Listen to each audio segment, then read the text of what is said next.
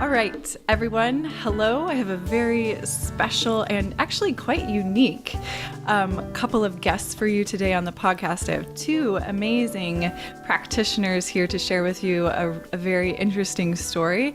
This is Elisa Romeo and Adam Foley. They're the authors of Holy Love, The Essential Guide to Soul-Fulfilling Relationships, and they are also co-hosts of the Holy and Human podcast. Elisa is a licensed marriage and family therapist, an intuitive, and the author of Meet Your Soul. Adam is a certified somatic practitioner and yoga instructor who uses spiritual coaching, somatic healing, and his own intuitive abilities to connect people to their soul. So together, they help individuals awaken and deepen their soulful nature within relationship, which is all the things that I want to talk to you both about today. So thank you so much for your time. Thank you for being here. Welcome to the show, Elisa. Thanks for having us. Yeah, good to be here. Yeah. Anything you want to add to that intro? Good question. Writing an intro is so funny because I'm sure you've been through this where you've, have all these different spiritual experiences and bring it together. And then how does that really, what do you pick? What do you come say? To fruition? Yeah. And how does that show up as work, for other people? And, I don't think we have anything to add to the intro. I think people can feel into through our conversations, I think when we talk about our work at first, we start pretty broad and then get more specific as we go along. Yeah. Well, okay. So I do have a question to start us off, and you do describe this in the book, but just for listeners who maybe haven't picked the book up yet, which I highly recommend that you do, listeners, the title, Holy Love, you talk about why that is important and why you chose that and kind of the reclamation of the word holy. Will you describe that thought process to us? Yeah, I love that word reclamation. Yeah, because we know that a lot of people have programming on the word holy, very much a Christian, probably association with that word. I grew up Jewish. I was raised Jewish, so I didn't have such a strong connotation. Holy was more of a mystical term to me that was not reserved just for saints and prophets, but also life, equality in life. So I kind of came in with it with that understanding, but we really debated using that word or not for a long time. And eventually realized how important it was to us to keep that expression holy love, because we wanted to reframe how people were approaching love in relationships and redefine what that meant. And a lot of people see love as an emotion that you can either get or give and take, in a relationship. But we really see love as actually a process that's happening to us, and that we can never really define love because it's about listening to the wisdom of love in the moment. So we really see love as alive, as an alive wisdom. So just redefining that really changes all relationship conflicts and how we approach it. I think we really see relationships as a portal to the divine, and it's a sacred place potentially. And it doesn't need to be.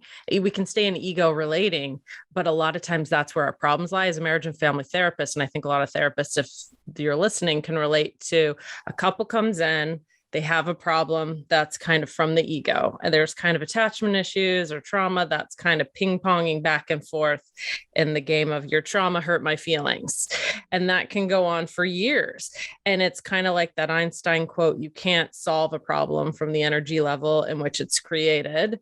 And that's the nature of egos. That's what our ego is kind of wired to do. And so what we forget is that we can raise our vibration to kind of the sacred place and see things from the vantage point of love. And when you look at a problem, when you're speaking to love, it's really different than when you're just speaking from that egoic reactivity. So we see it kind of like as the key out, it's kind of like the get out of jail free card.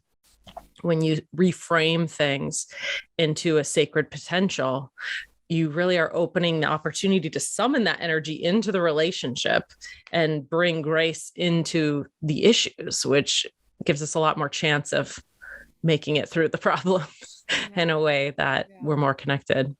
Ah, that's such a beautiful explanation. So there's so many things that are popping into my mind as I'm listening to you speak. And the first one is the reclamation of the word holy. And I believe you describe in the book the etymology of the word holy coming from whole, WHOLE, to mean like complete. It is this thing, complete in and of itself. So that's one thing that really resonated with me as I was reading. And then the other thing that popped into my head as I was listening to talk about the different types of love, like ego, and I know you call this out in the book, the 4 types of spiritual love, I believe. So the concept, I think the question is the concept of unconditional love. Often I have these internal dialogues with myself about what that actually means and how do I show up in relationship and offer unconditional love. Is it possible? I'm curious if you both could speak to this. Number one, I'm glad you have those internal dialogues and ask yourself that, because that's literally the hypothesis of the whole book is, are we in conversation with our higher selves about what that is? Because my version of unconditional love might be different than yours on a soul level. And that doesn't mean one's right or wrong or better or worse. We see it like God, or the unconditional love behind creation is like the ocean. And then souls are like the raindrops. So we're individuated and separate, but we're also of the same material. We're like water or love. It all is kind of connected, and that all is one way. But then there's also these unique individuated higher selves that have different agendas, you could say, for the life path. So based on what I'm learning in this lifetime is about sovereignty individually in a way where it's setting boundaries and saying no to narcissists and learning tough love. And that's my highest version of holy love in this lifetime. Maybe you're in a place where you're seeing similarities in this lifetime and you're working on some kind of other kind of energetic work between you and somebody who would maybe have that diagnosis or something. So it's kind of like, we don't see there's like right and wrongs or what is unconditional love. There's no like rule book.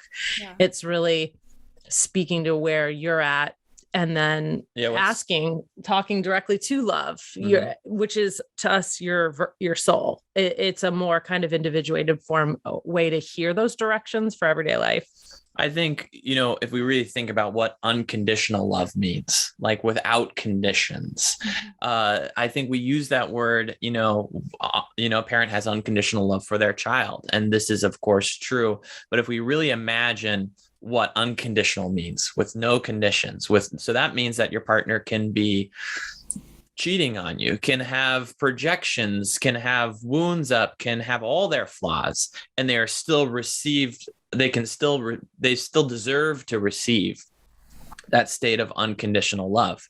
So first, it's about defining that, really this field of grace, like really what is love? Can we really connect to that part in our hearts that's connected to that ultimate love, that ultimate reality of love, but then be very real with our human selves? And how does unconditional love show up in each unique person? Because I think we can hear about the concept of spiritual love, and it seems like this difficult to attain state, that's only for the select few, like in spiritually enlightened people.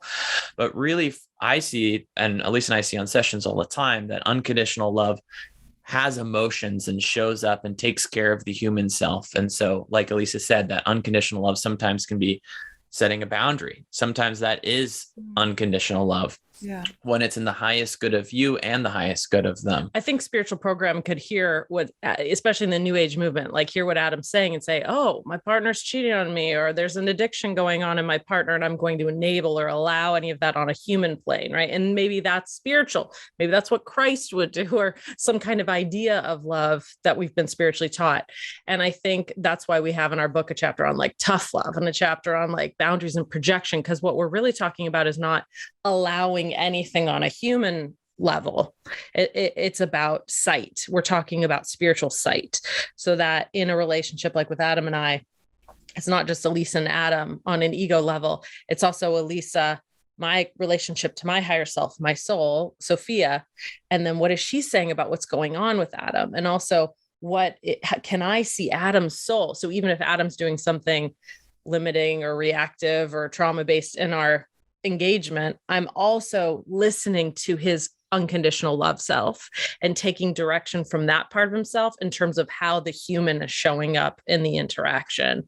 So that might sound like complicated, and it is very kind of nuanced, but that's why we wanted to make it like a literal map. Like this is like the operation manual for how to do it, because it's actually quite simple, but we just like to break it down really clearly. So we're really aware when we're engaging what level and what's happening. And really what it is it's a pull towards wholeness. Like you said, Elisa studied with Stanislav Grof, who is considered like an Einstein of consciousness, really taking things further than Carl Jung or Freud did, using their theories and taking it further. And he made a real distinction between altered states of consciousness and holotropic states. He made up this term because he said, we can all have altered spiritual experiences, are just altered states, but are they productive? Are they really moving us towards wholeness? And so holotropic also has that root Latin word, the holo, there, of that holiness and wholeness. So that experience has a characteristic of pulling us towards wholeness. And I just wanted to say that because I think when I say unconditional love in this field of grace, I think it's really easy to start going to spiritual perfectionism, or like, how does this affect my life, or what should I do differently? But really, it is just as simple as slowing down, listening to your heart. How do I take care of myself today? How do I navigate the situation? But just taking direction from your heart opposed to reactive. And it's really trusting your nature in a sense. It's kind of like radically trusting that our inherent longings and our heart and our wiring and our makeup is all kind of destined for a certain thing that we're working towards in this lifetime. And it's this Jungian idea is kind of like the jewels and the symptom. So we can see anxiety as just something that we're eradicating or need to fix. We can also see it as a call towards wholeness. And if we can see it within the realm of what it's trying to bring into our lives or open within us, if we can get closer to it and curious about what's behind it, then it's an opportunity instead of just like a symptom. That's annoying. Yeah. Oh, there's so many. Okay, gosh. We talk fast and we like to pop all over. No, this is good. It's great. It's such important information. It's such a relevant topic right now. I was actually I'm going to use a personal experience that I had this morning and last night. I live with two boys. I have a nephew who we've adopted, and he's like our surrogate son, and my husband. And so it's a lot of masculine energy, and they're both from Mexico. So there's a very different cultural approach to love in my experience. And so one thing happened last night. My nephew was describing, we were out to dinner, and my husband asked him if he'd ever had rabbit for dinner or to eat, as a food. Yeah. And Christopher is my nephew. He was like, yeah, I've had rabbit. And he started to describe how the rabbit was alive, and like somebody held it up and like beat it to death with, this, like, put your earmuffs on if you're to this kind of stuff, beat it with a rock. And like, he just went on to describe in detail, to my horror, because I have a really hard time listening, watching, seeing, just even being aware of animal cruelty really viscerally makes me unhinged, I guess I would say. So like, I went to bed and I got up this morning and I was like, I cannot shake this reaction I'm having. So I brought it up with my husband and I was like, should I be worried? He really seemed like, for lack of a better word, kind of excited about watching a rabbit die. Is this a characteristic of, I don't know. I don't want to even say it out loud. Like, and Jorge is my husband. He was saying, well, this is kind of like a cultural thing. We grew up in this way where animals aren't valued on the same scale as they are necessarily here in the United States. And, it's just a different relationship that you have with your dogs. If you've ever been to Mexico, yeah, you might notice that dogs are just kind of left emaciated in the street, or they're only there for guarding purposes. So they're not pets, and they're not treated as, in my opinion, sentient beings for the most part. That's a huge blanket statement. That's an over simplification of what I see, but it is something that I notice. And so coming from a place of love, and I'm also a yoga instructor, so often what I say at the end of class is something along the lines of, may all sentient beings be happy and free. And when I'm thinking about that in my heart, and when I say it out loud, it is inclusive of all sentient beings, because I look at my cat, I look at my dogs, I look at the birds outside, the rabbits I see in the forest, and I understand there's a cycle of life, there's life and death, and I understand that that is a thing.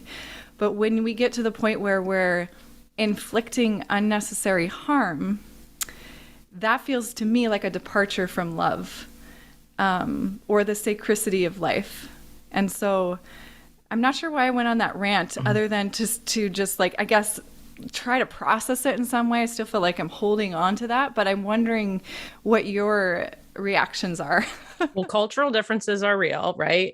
And that would be part of the human section in the ego to ego relationship. And part of it's investigating, what are my cultural programs around these different things?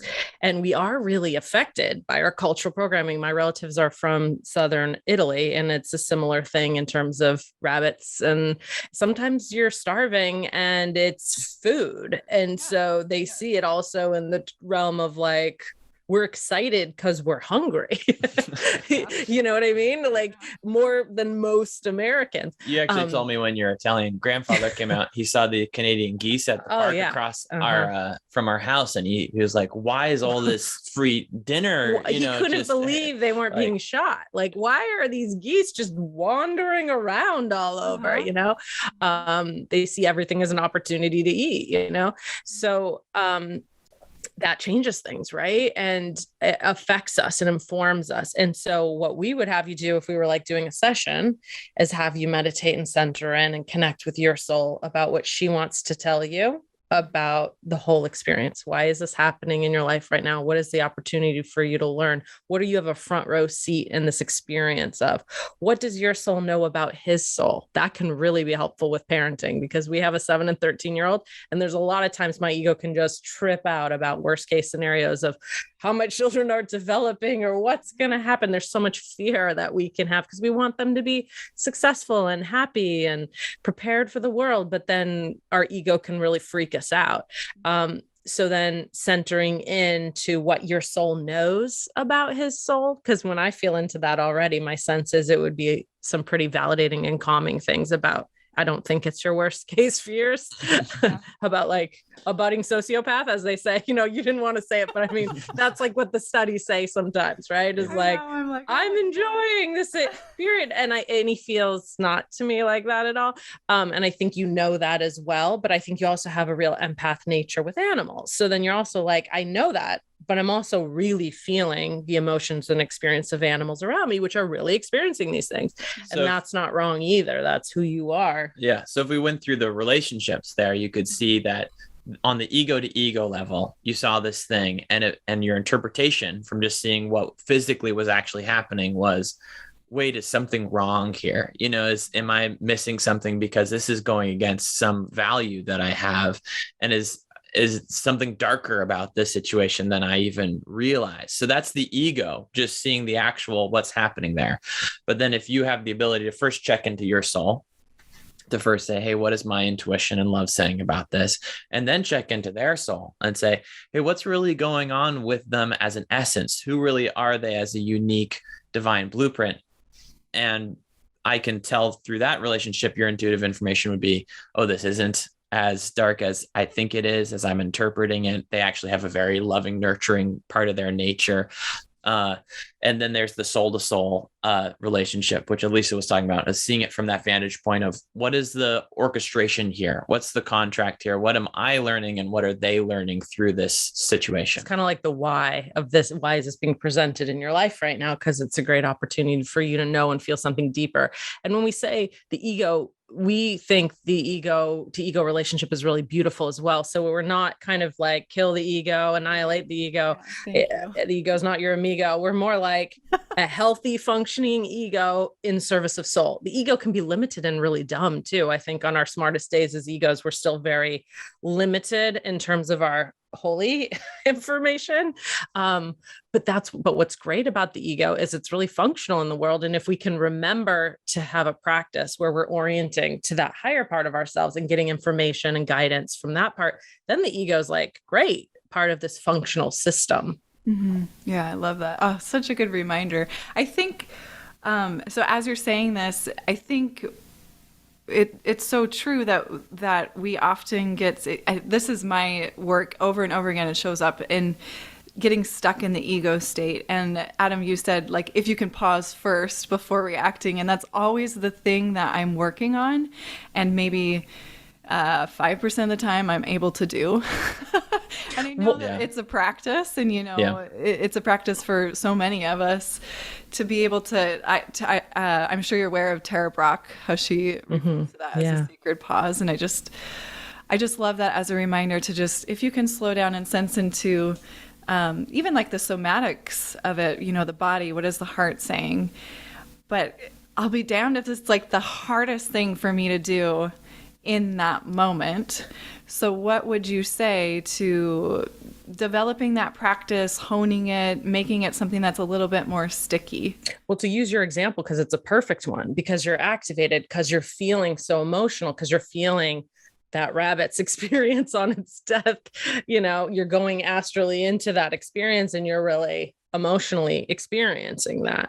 Because of your empath nature, I think you're more porous than maybe some other people who would hear that story and not have such a visceral reaction to it, right?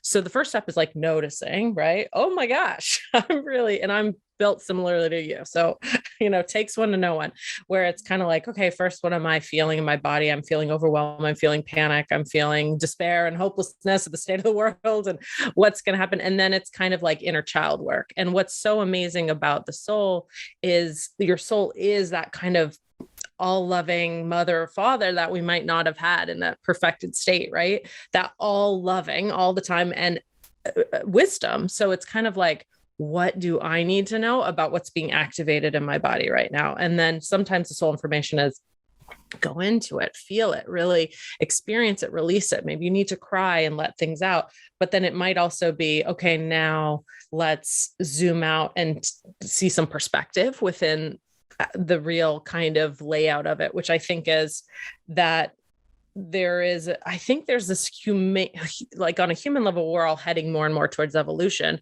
but there's like slower and faster rates depending on many different things. And there's kind of a battle always going on, I think, with dark and light as well within all that. So it feels like then your soul has a lot to say about what that means, just like for today in terms of self-care and just like what you need to know. Sometimes it's like, I'll just ask my soul usually in the morning, hi, Sophia, how am I doing today?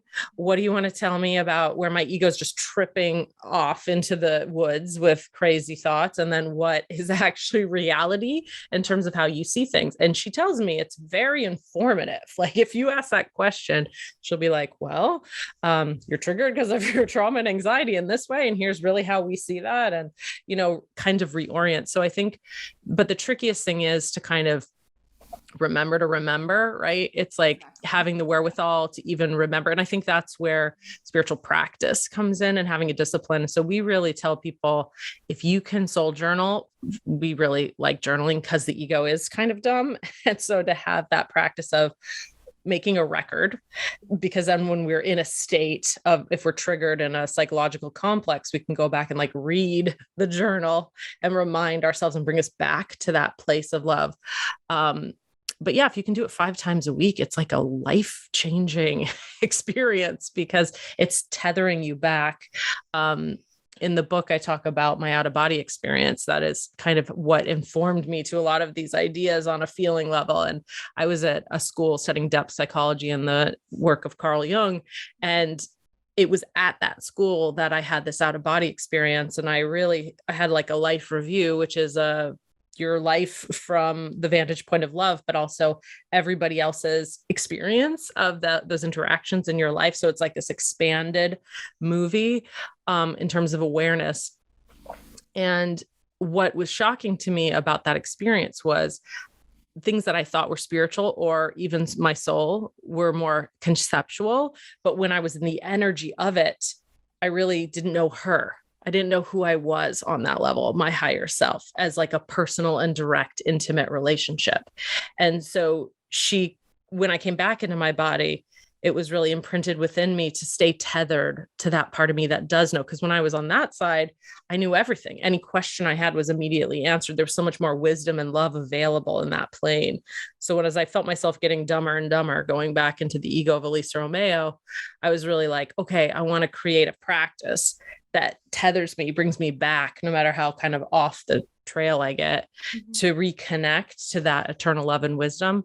So I'm a Capricorn. I'm very practical at the end of the day. So I'm kind of like, even though that story sounds really wild, it's kind of like, how do we just remember to remember? How do we create structures in our lives so that we're being held to remember? And it's kind of, it feels like, oh, another thing I need to do to be spiritual. I got a soul journal, but really it's such a relieving practice. Every time I do it, I'm just like, yes, it's just like relief and a reminder that like mostly things are just going to be okay. Yeah, I love you. I love you too. When we get in that place, it's all love. So we love and we are love. We become love. I love you said that. The Freudian slip. We're all in love. Oh, that's great. So journaling. That might be my favorite thing that's ever happened in an interview. Yeah, me too. I just want to say. I would agree with you. And now we made it. Interview's over. I think that's the whole point. We got to where we needed to go. Yeah. So soul journaling, I always like to know like people's habits and behaviors around those practices, like down to brass tacks. And I'm not a Capricorn, I'm a Pisces, so I'm usually like, oh, it's sparkly, it's shiny, I'm going this way and that way. But there's something in me that also likes very tangible, concrete practices. So will you tell me, both of you, I want to hear both of you, about your like your bookends of your day? How do you create this container for this space of your soul fulfilling relationships? Do you have morning rituals, evening rituals, daily rituals? Yeah.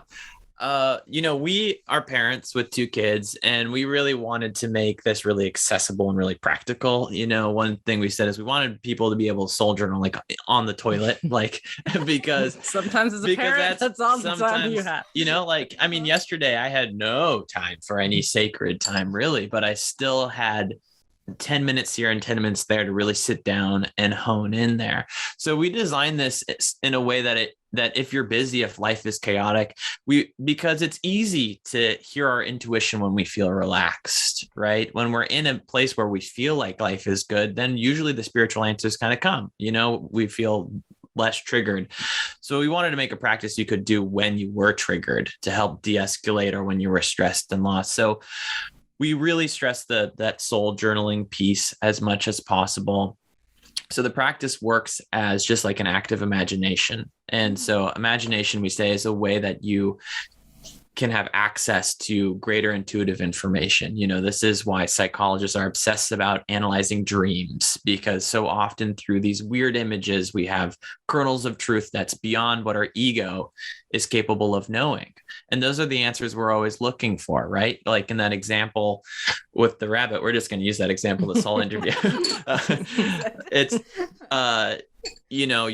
there's your interpretation of it, but then how do you get to the actual information? So you might have a dream, about it. That's maybe the images are accentuated, are exaggerated, and might give you nightmares or things like that. But then within those, you can find those answers. So I like to phrase it that way, because you don't have to believe in any of this to do this practice. You don't have to believe that soul exists, or that the divine exists, or that love is really connecting us to a greater source. You can just play with it and practice as if it's a creative writing exercise. And it's very simple. It's creating a dialogue between your ego and your soul self. And so we create a 2-way conversation so that we can hold our lower self, our human emotions, with love, and get that information here. So it's not this pressure that we need to be in a connected state at all times. It's more like, no, it's okay if we have our human self. If we feel like this morning, I feel like crying and I feel anxious and I don't know why, and I'm in the soup of my human experience. And exactly where you're supposed to be. And so talking to the soul is often like that. It's a little different from just getting psychic information, because, we can train. There's a lot of people that train just like getting psychic info, because intuition and talking to your soul is always connecting to yourself and to love, that higher vibration of love. So we encourage people to give their soul a name. And this name can change, and to pick a name that represents unconditional love and all-knowing wisdom to you. So, and this is just a fake it till you make it. Just pretend for a little bit. And then from your ego self, you can just ask the question. You can do this in your head, or you can do this journaling. You can ask the question, hey, why do I feel weird, soul, today? Like, what's going on with me? And soul might just say something like, you're overwhelmed and you need 30-minute break to just relax. So the information may not be some profound thing. It may not be, hey, you're an incarnated soul on the planet and your job is, and here's your purpose. And sometimes it's just like, just take a breath, just slow down. And there's always a feeling as you journal over time and as you develop that relationship, you will start to recognize this feeling of recognition, because usually it's a truth that we always knew in the back of our head. Like a part of us always knew. In the situation with you and the rabbit, I'm going to keep going back to this. It's your ego has the anxiety. Oh, wait, what does this mean? But there's also a part of you the whole time that knew that it didn't mean what your ego was interpreting it as. So can you feel that a little bit as you think about that? Like, can you feel that part of yourself? Oh, yeah. And you hit the nail on the head, Elisa, when you were like, if I zoom back from the experience and I think about Christopher, who is a highly intelligent, loving soul, I've never seen him harm a fly.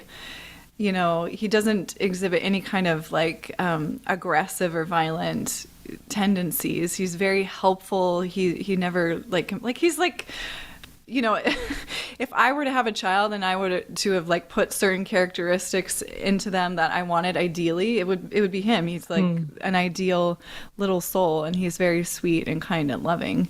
So I do know that. And I think, yeah, you're right. Like it's the ego that kind of comes in and is like judgmental. I struggle with this a lot because I am like basically the only empath in my family and surrounded by a lot of this heavily charged, I don't know. I don't think aggressive is the right word, but it's a different kind of energy than empath. I don't know if you have a word for that, but I'm struggling with one myself. So it feels like often I'm bumping up against fighting this battle of, can we be more compassionate with each other? Can we come from a place of understanding love? Can we be less judgmental just within my little home nucleus? And because I believe that like when you start at the home, and I think this is something you speak to in the book as well, it's like being able to have these loving relationships with people outside of our own body, it really starts with the connection to the self and the soul. How do you what's that internal narrative? How do you talk to yourself? What is your connection with your self-care routine? Things like that. So I feel like this is a theme that comes up in my life over and over again that I'm constantly trying to navigate. Part of the human realm, the ego part, is cultural, but it's also personality type. And it's also, if we're an empath, or what we call someone who's more energetically dense. Dense does not mean dumb, because there's a wisdom, and thank God for more dense people, because if everybody was empaths, it would be a different, Yeah. it's a different, we need different types here. But I also think empath, being an empath is such a journey. And I think if you're an empath, if anyone's an empath, you should definitely get like 400 books on being an empath, because it is a super specific path. And I think going from being an unconscious to a conscious empath is a real thing. And we're not supposed to just be triggered and activated all the time. We're here to be the healers, and we're here to be the seers. And because our society doesn't do a great job of validating and nurturing that, we have to do a little extra work to be doing the self-care around. There's more self-care when you're an empath than if you're a dense individual.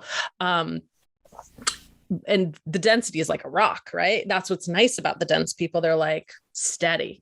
They're like, what you see is what you get. There's not a lot of like variance in terms of the energetic nature, not necessarily emotionally, but energetically. Well, empaths also have to end up becoming Jedis of emotional navigation of the minutia of emotion, so it's feeling I'm sure all of us in this conversation can feel the waves of all the different minor little emotions, that are happening at the same time, where other people may experience more of a broad sense of broader categories of emotions. So empaths often have to become very good at navigating themselves, knowing what is authentic for them and what is inauthentic, because when an empath is speaking with somebody and something feels false about that interaction, something feels very inherently wrong. There's this kind of sense sometimes almost of urgency of like, wait, I want to shake them awake, or this interaction awake more, because I'm looking for real emotional contact. So empaths can get very good at that heart-to-heart connection. And the last part that I'm sensing in your particular experience is the personality type difference on the Myers-Briggs. There's a big difference between S's and N's. And I think you're surrounded by S's, and I think you're an N. That's my hypothesis. And N's are different in how we're affected. We're a little more metaphysical, philosophical. It's the concepts, the value, the meaning. We're always seeking meaning. S's are more here and now. And S's are just as loving and heart-opening as N's, but it's psychological diversity type, right? It's a diversity issue. And so it can be so useful to kind of, in terms of the ego to ego relationships, to really learn a little bit about, there's this good book called Type Talk I love, that's really understanding the SN differences. Because my sense is if you had a little more psychoeducation about that part of it, you would feel such relief, because I think we can often experience either I'm wrong or they're wrong, because we're having really different experiences. But when you come to understand, like they're wired and that's who they're supposed to be as a human, and I'm wired like this and this is who I'm supposed to be. I remember reading that book once, and with an ex-boyfriend I'm an ENFJ and he was an ESTP. And I remember reading like, these are the arguments you have. And it was like word for word, like things of me being like, why are you running from your feelings? He's like, why are you depressed and processing everything? And then just seeing, that's just our psychology. Like he wasn't and I wasn't. That's just, we're wired differently. So it can be a great relief to understand that element, because then we stop banging our head against the wall or misreading things or projecting.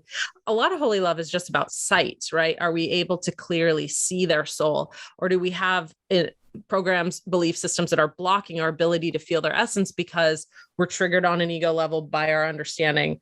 Carl Jung has this phrase that the number one mistake that all humans make is psychologically assuming others are like ourselves. So it's really hard if someone does an action not to be like, well, I know what that means, because if I was doing that, this is what it would mean. Yeah. Right. But you really have to be intuitive or psychic to be like, no, but why are they doing it? And that's developing the my ego to their soul relationship of like, Adam said this thing that really annoyed me and was really offensive. I can't believe he said that. And I could get really activated and really reactive. But then if I check in, Sophia, what did Adam mean by that?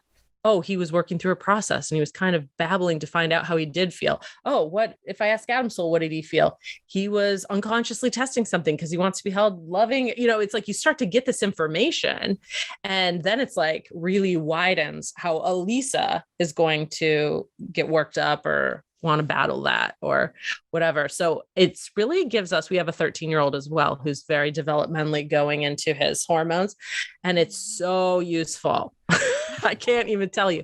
I mean, I think for parenting, it's like the best to be able to have that access. Sometimes at night, it'll even get louder. I was really triggered he's 13. So we really noticed it this year, really big shift.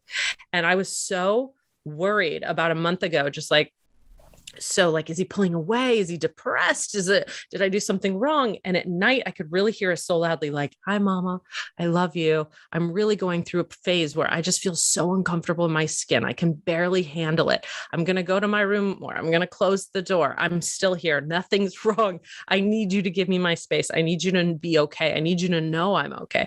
And it was like tears of relief to be able to access that, and I had to get some space and meditate and relax to access that. So I think it's just remembering, like, we got to move out of beta state to get to theta, to be able to even start to receive some of that information. And the more we meditate and soul journal, the more it happens. But this is really long because you asked the question, I think, like 25 minutes ago, but how do we use this in our life? But Adam, yesterday, I saw him grabbing his journal, writing 5 quick questions with his soul between this manic day. Yesterday, I had a migraine. And so I was down for the count, and he was like doing a million things with the kids and running around. And so we use that, like, for us, this is like a lifeline for us. We for sure practice this. This is, I think, our main spiritual practice is like, and how was it for you when you're feeling? Well, it was great. I know we just keep going on and on here. We tend to like do lots of information. But so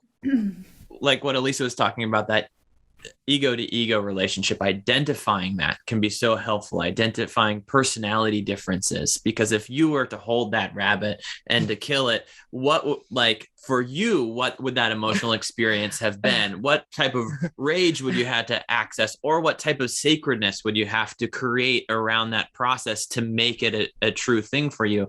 And so it'd be so easy to be like, oh, geez, you're a violent person, And so that's that ego to ego. So just to identify that, or the example with our teenager, if he's, going up into his room by himself, for us to interpret that as parents as like, oh, like he doesn't like us anymore, opposed to if we're just looking at the surface level. But then if we can access that part of him, that's like, oh no, this is so natural, a natural part of his development. And it's so healing for him. So it's really identifying that first. And that really just changes everything. Also, this is kind of a side note, but I mean, we live on native land up here, the Squamish Native Americans, and we have looked astrally and talked to Indians up here who will talk about how you kill from love. Yeah. How do you actually hold that space and run that? I honor the spirit in you, the sentient part of you. And unfortunately, part of this light and dark based universe in the 3D is we have to kill to live, even if that's plants. Plants also have feeling and consciousness. And for us to survive, there's an agreement we make in this dimension that's things will die for us to live. And how do we get in kind of like right, not as right and wrong, but kind of like right alignment around really being conscious of what energy we're doing that from. Are we respectful? Are we coming from love? Are we recognizing what we're doing? Are we upfront to it? Are we in some kind of denial? So there's that reality too, right? So it's kind of like what level of consciousness we're coming up on. Well, then there's your 4 spiritual relationships with the rabbit too. Right. So. Which literally we do. Yeah. Can you state those for me? I know you describe it in the book, but because you have said it, but I want to hear you tell me the 4 relationships. Yeah. So there's the ego to ego relationship. So this is our surface level interpretation of this interaction. There's Adam talking to Tessa, and our ego relationship is based off our past beliefs, our culture, our upbringing, our idea of self. And who we think we are is a good definition of ego, who you think you are. Yeah. And it's like that iceberg where there's a little bit above the surface and there's all this landmass underneath. And the underneath is more your subconscious, where your dreams come from, your energy body, which most of us are pretty unaware of. And I think in America, we don't focus much at all on that. Yeah. So in an ego to ego relationship, that's also your interpretation of what that relationship is. So often you might have an interpretation of, oh, this relationship's great. I have this friend, they're my greatest friend, and it's really great. But then if you actually get into your intuition, you might be like, actually, this has been really unhealthy for a long time, or something like that. Or you might interpret a relationship as really terrible. And then you might check in with your intuition and realize, actually, no, it's actually just triggering a wound in me. It keeps bringing it up, and it's actually a really healthy, good relationship. So the ego is that interpretation of the relationship. And it's important to have a healthy, functioning egoic relationship. Then the second relationship is our ego to our soul. Mm-hmm. So this is what we were talking about, the remembering to remember. How strong is your practice in connecting to your intuition? How familiar are you with that still small voice? How much do you recognize that voice as you, as a part of you? And then there's the ego to their soul relationship. So this is your ability to be in awareness of your partner's essence, their energetic body, what makes them uniquely them. We like to say, if your partner was in a coma, how would you love them? Like, how would you know them if it wasn't based off their words or their actions or what they do for you, just their essence. So it's becoming aware of that part of them. And after they die, it's how do you find them? Because we also work as mediums. And so we connect people to the spirit of the person that they love that literally still exists, but in another plane. So it's how do you find them? Where do you love them from? How do you know them in that essence way? Yeah. So the soul is the part of you that existed before you were born and after you die. This is the eternal part of you. Mm-hmm. And we think that's so important to bring to awareness in relationships, because otherwise our partners are just placeholders and they're irreplaceable. Yeah. So replaceable. They're replaceable in the sense of if you're not aware of what makes them uniquely them, like, why are you in love with that person? Why is it them out of everybody on the planet that has sparked your joy and your interest and your love for them? So it's getting in contact with that part. And then the final relationship, the fourth relationship, is the soul to soul relationship. And this is the spiritual orchestration, the lessons and the contracts that's behind everything going on. So when within a conflict, you can call in your own intuition. You can become aware of your partner's essence and more of what's going on with them intuitively. Or you can also just take a higher vantage point and look down at it and ask the questions of what, if this is all on purpose, if I'm hypothesizing there's meaning in every moment and there's meaning in this conflict, what might that be? And that relationship happens if we're aware of it or not. So we're going through those spiritual lessons if our ego is aware of it or not. And so it's just making that more conscious. And in the book, we have a diagram because we think it's really helpful to visually see it, because it can sound like a lot. And our website and our podcast is holy and human, because you've got the two levels going on. The ego to ego is that human.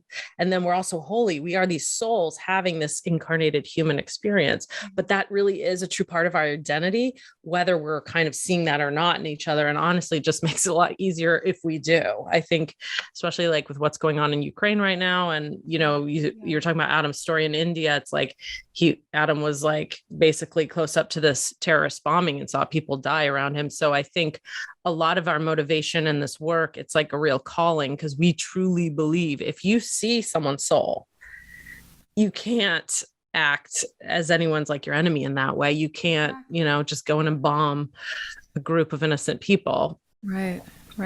Yeah, thank you for saying that. I appreciate it. There's two things I wanted to touch on. One, the conversation around empath. I think it's so important. I actually just interviewed Signe Myers-Hovum. I'm not sure if you're familiar with her work, but she wrote the Empath's Field Guide. I think it's, the Empath's Field Guide. It's a fairly recent interview. And so I'm going to link to that into the show notes for those that identify as empath and are wanting to read more about it, because it's a great book. It was a great conversation. And then the Type Talk book that you mentioned, Elisa, who's the author of that? I don't know offhand, but it's like, it's like how the 16 types are in work, play, and something else like that. So I think it's the only one that comes up for Type Talk if you put it on like Amazon or something. Yeah. It's written a while. There's also another one that's like Type Talk at work or love or something, but the one I'm speaking of is just the entry point one, okay. Type Talk. Gotcha. I want to link to that in the show notes too, and read it myself. Yeah, it's a good one. I'm kind of obsessed with Myers-Briggs, yes. and one thing that I'd like to say to tie it all together, just about personality types, because this is something you won't find in Type Talks, is so originally it was the personality types was originated by Carl Jung. And then Isabella and Katie Briggs took it further and made it, there's now you can take a the test, Myers-Briggs test. And made it into a system. And all systems, have great benefits, but also flaws. So it's always good to, use it for where it's useful, but step out of it where it's not. But one of the things that inspired Carl Jung for these types was Hinduism, because he spent a long time in India. And how in Hinduism, they believe there's so many different paths to God, and how we each, your yoga teacher, you're aware of all the different types of yoga are all different paths to God. There's physical yoga, but there's also heart yoga and wisdom yoga and knowledge yoga. And what they really saw with that is we are all born with a disposition. So some of us may find the divine more through knowledge, through combing through religious texts and research and that striving for knowledge, where some of us might find it through action, through karma yoga, through doing, through movement, like the activating. Sufis. Yeah. Oh yeah, there's that too, but through activating the heart through acts of kindness. And so there's all these different, our bhakti yoga through, the heart, which is a lot of the relationship work. And so it really stems from that. So when we look at Myers-Briggs, we can see it as so psychological, but really the very root of it is this: how do different people find the divine? And so I think that's, and the divine in each other. I think that's how you can use it for relationship, because it's kind of like, again, when you just kind of really can type someone, it sounds so like, oh, I'm going to label this person, but through that system, a freedom comes, because now you're like, I understand how we're different. So I'm not going to make you trying to be like me. And I'm going to see the beauty of how you enter the divine. And it helps us get out of our own limited experience. So one difference between you and your partner, that SN difference, is he may find meaning and purpose in his life more through the long term. He's like, oh, I'm showing up for this relationship. I'm showing up for love. I'm seeing love more as my actions over time and our traditions we create together. S's have more of a sense of time, where N's are a little bit more trapped in the very moment. And you're more like defining love by, well, how conscious is our conversation in this moment?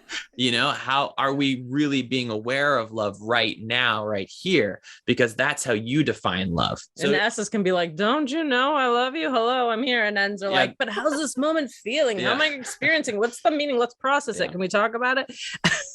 Yeah, 100%. I had this very conversation with my partner this morning.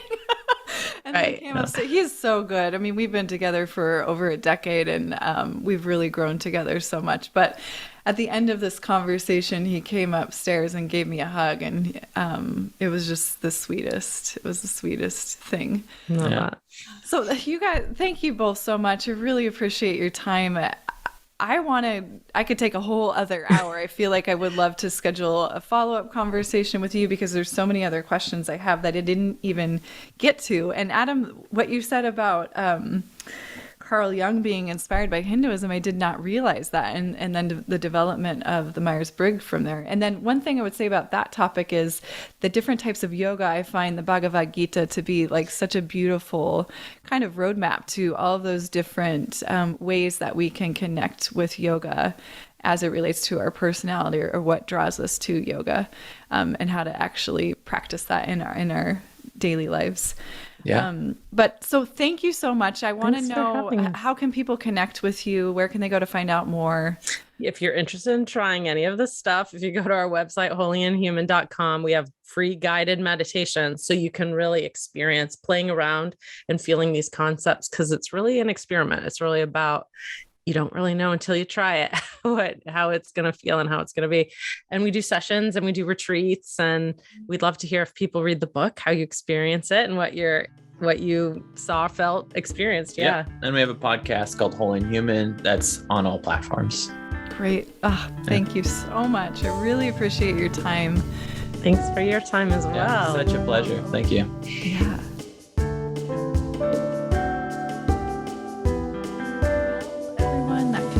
Another amazing episode of Outside the Studio. I hope you enjoyed yourself. I hope you learned something new, maybe remembered something old, maybe felt inspired to apply something to your life. You can hear my dog in the background. She's doing a little happy dance. So Daisy enjoyed it. Anyhow, I wanted to just pop in here to wrap us up to say a couple of things. Number one, I have such an amazing team that helps me put these podcasts together. Without them, I wouldn't, be able to bring these amazing conversations to you. So thank you to my producer, my director of creative services, my sound editor, my engineer, Consistency Media. Don't know what I would do without you. Thank you, thank you, thank you.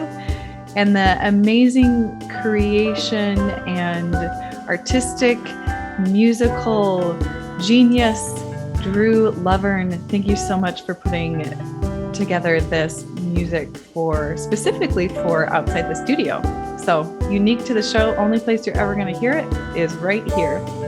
Thanks, you guys. You make my world go round. Stay well, everyone. Thank you for listening. Don't forget to subscribe, rate, and review, share on the socials, especially if it's a show that you think, hey, this could help somebody else. That's what this is all about, right? We're sharing information so that we're better, so that we're inspired, so that we're lifting each other up, and we're learning how to be in this world, living on this planet to the best of our ability, sharing information and inspiring one another. And that's my hope. That's my hope for the show. Take care.